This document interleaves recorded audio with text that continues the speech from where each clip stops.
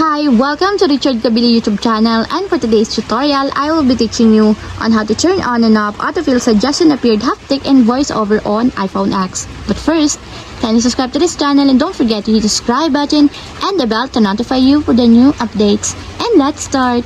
Using your iPhone X, from your home screen first, go to Settings. Then in the Settings, scroll down and find the Accessibility, then tap. Then in the accessibility, go to vision section and then tap the voiceover. Then after that, in the voiceover, scroll down and then tap the audio. Then in the audio, tap the sound and haptics. Then in this part, in the sound and haptics, scroll down and go to text editing section. Then tap the autofill suggestion appeared. Then in the autofill suggestion appeared, find the haptic, and as you will see, there's a switch button located on the side of it. Then all you have to do is just tap it to enable until it becomes green. And if you want to disable or turn off, just tap again the switch button, just like this. And that's it, we have successfully turned on and off autofill suggestion appeared haptic and voiceover on iPhone X. If you have a question, kindly comment down below, and don't forget to hit the subscribe button and the bell to notify you for the new updates.